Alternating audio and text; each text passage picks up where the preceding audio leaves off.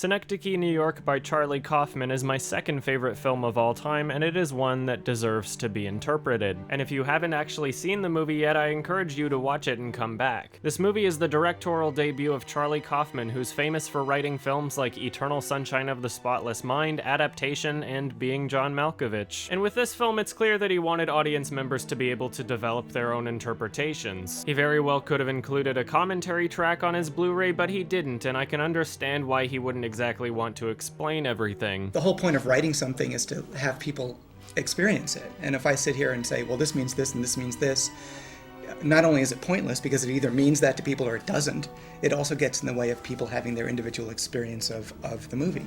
So I try to put enough of in there so that people can interact with it on an individual basis. So my sort of pontificating on it would be meaningless. So with this video, I'm going to explain what this film means to me and the interpretations I've come up with. And if there's anything that you feel that I've missed or that you'd like to add, please feel free to leave a comment. Synecdoche, New York is a film that's built around themes. There are multiple themes in the film, but each is reincorporated enough times to show a sense of validity towards them. The biggest theme in the film is death, and from that central theme of death stems other themes and ideas that this film conveys. It's not just about death, it's also about the implications of death. It's about dying with regret knowing that you've wasted your entire life not living. It's about dying knowing that nobody truly understood you. It's about dying without having finished your life's work. It's about death coming unexpectedly and without warning. Suffice it to say, this film is a little depressing, but that's just a byproduct of the unflinching honesty that Charlie Kaufman presents in his film. He very well could have sugarcoated it, but then we'd have a movie that's just disingenuous. And this movie not only wants you to be thinking about the characters,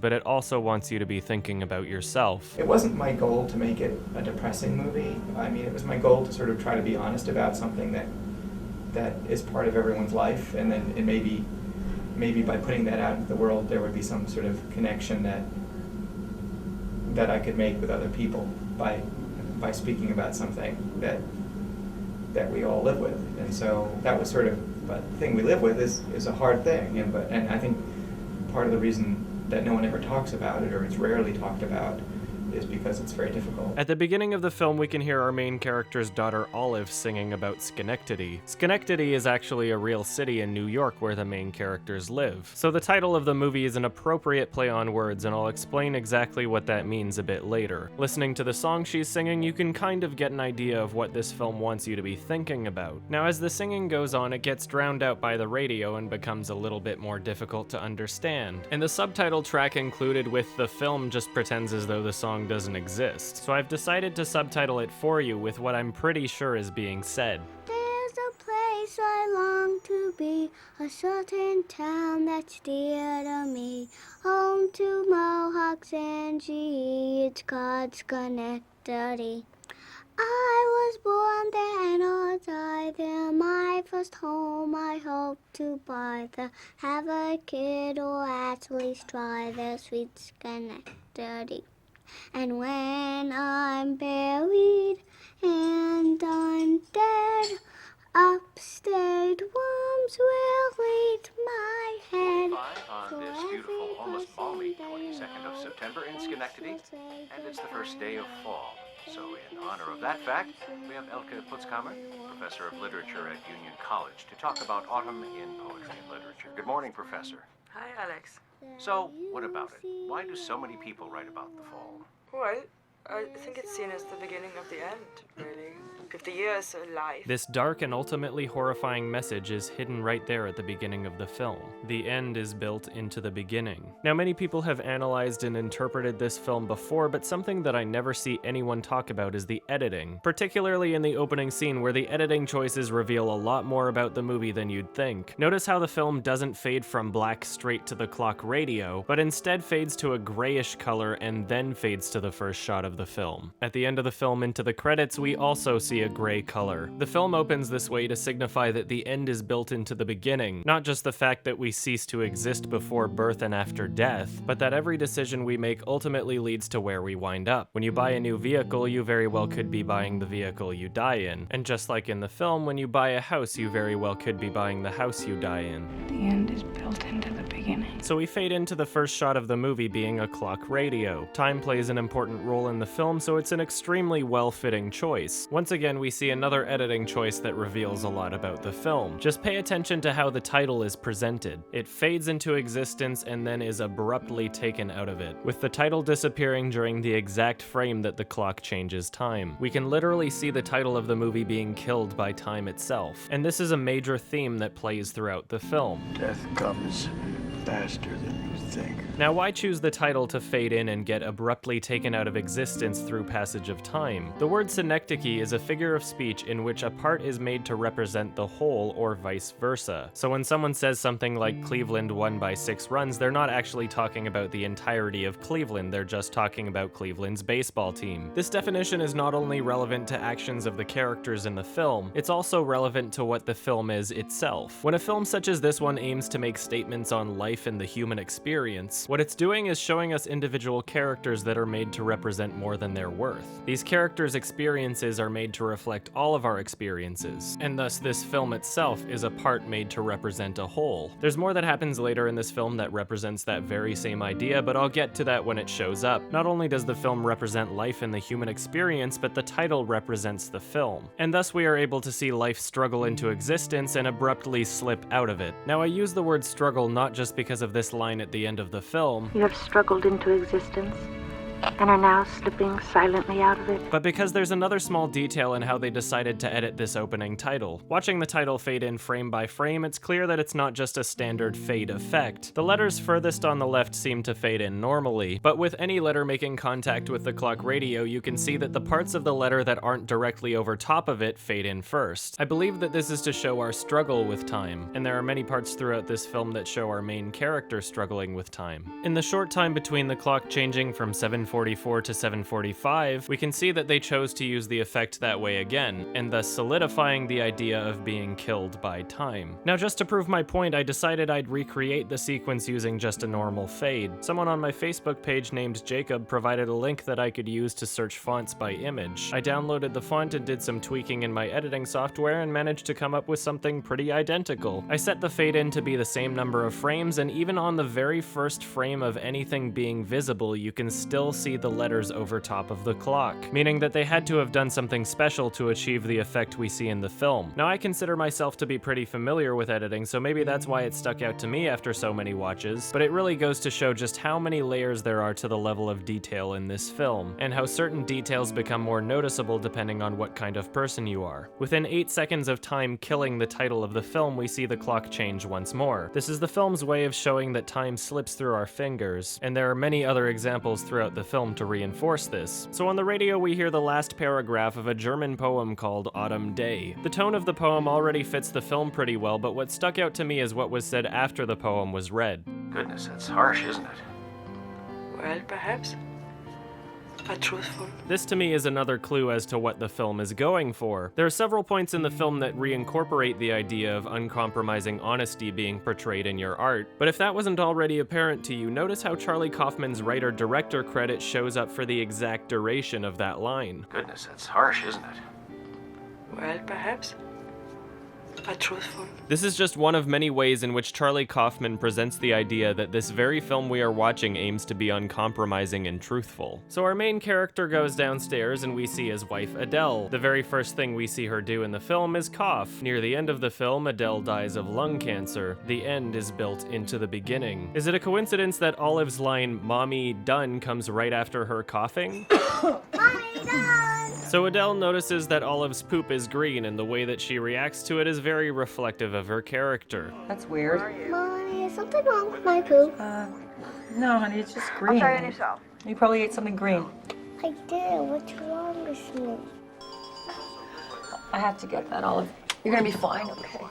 But Mommy! Yeah, I'll be right back, Olive. Despite Adele and Caden being married, they're actually complete opposites. They both live their lives, but while Caden chooses to worry and obsess over everything, Adele is able to react to situations in a way that doesn't make a big deal out of them. Caden winds up obsessing over every health abnormality he experiences in the film, and Adele lives her life as though her own health issues aren't even happening. Now, these characters are both artists, and in this film it's clear that art is supposed to symbolize life itself. So as the film goes on, Caden Caden's theatrical piece gets impossibly larger, and Adele's paintings get progressively smaller. It's as if Charlie Kaufman's presenting us with two possible ways we could live our lives. To be the carefree Adele who lives life happily but ultimately dies from something she ignored early symptoms for, or to be the unhappy Caden who obsesses over his own death so much that he fails to live life itself. At the end of the film, it's clear that they both wind up in the same place anyway, and there's something about that that's both terrifying and beautiful at the same time. So now Adele is on the phone with Maria, who is a character that we'll come to know later. Another subject that this film tries to tackle is the idea of someone actually caring for you, which is not only reinforced by Caden's quest to create great art, but also by his frequent therapy visits and the funeral monologue near the end of the film. No one wants to hear about my misery, because they have their own. Here in this moment, you can see Adele completely indifferent to Caden's suffering, while simultaneously Caden is indifferent to the suffering of the earthquake victims talked about on the radio. Oh, you're kidding. Holy fuck! I don't feel well. In the very next shot, he gets his mail and we can see his stalker Sammy in the background. It's almost as if Charlie Kaufman's taking it a step further by saying that those who notice also get unnoticed. He looks at his mail and we see some rather foreboding but fitting imagery. Back inside, he reads his newspaper and we can kind of see where Caden's mind is. Harold Pinter died. Wow. Well, he's old, right?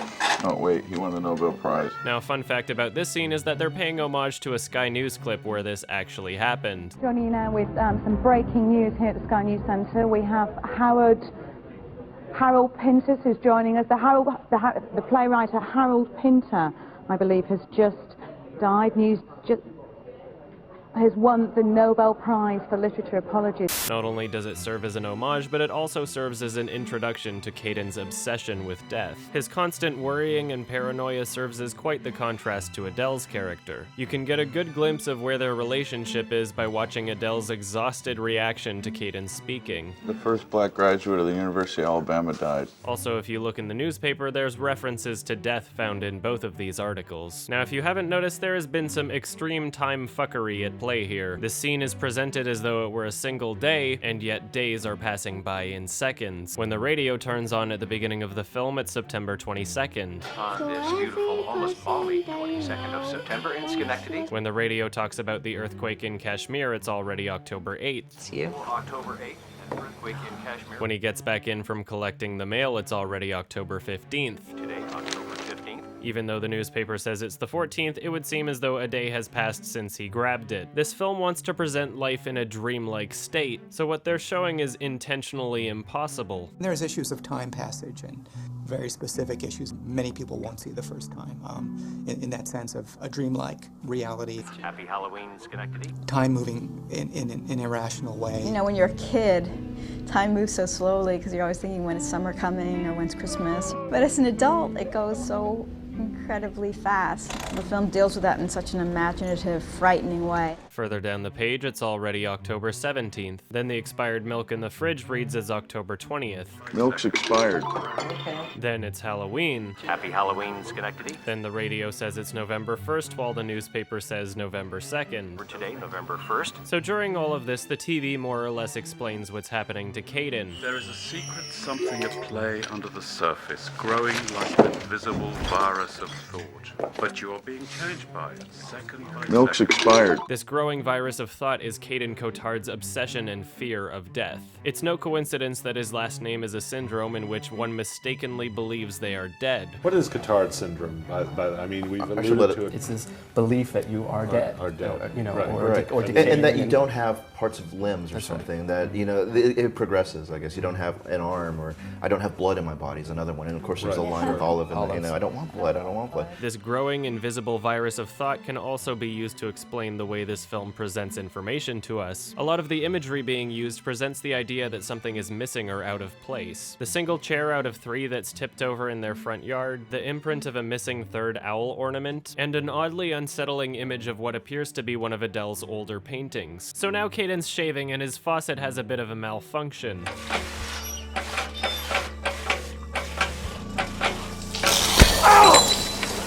He gets some stitches at the hospital, and based on the decorations and music on the radio, we can infer that it's close to Christmas. Again, since one of the themes is the idea of being cared about, we see these two characters completely indifferent to the suffering of the old man in the background. fellow isn't lying. He's in here every week, like clockwork. This movie's not just about being cared about, but it's also about being understood. And so this exchange is just one of many in which we see recurring miscommunication. I'd like you to see an ophthalmologist. A neurologist. What? No. An ophthalmologist. I said ophthalmologist. Do you hear that? Yeah. On the way back, we can see that Caden's a little consumed by this new introspection. They talk about getting a plumber to fix the sink, and Olive asks what a plumber is. He tries to explain pipes by using veins for an analogy, and she starts freaking out. Do you know what pipes are? No. Hey, Jim. Had an accident. Like to smoke out of? A different kind of pipe, honey. Right. Houses have pipes, and they're made of they're like tubes, and they're behind the walls and they're under the floors and everywhere. And What's the matter, baby? Everything nowhere? it's okay, honey. They just carry water to and from sinks and toilets. It's like in your body. And you have veins. Capillaries filled with blood. I have blood. I don't want blood. I don't want blood. Jesus, what are you doing? I'm trying to explain plumbing. Well, stop. God, I can't do this. You don't have to worry, honey. You don't have No, I don't blood. think you should tell her she doesn't have blood.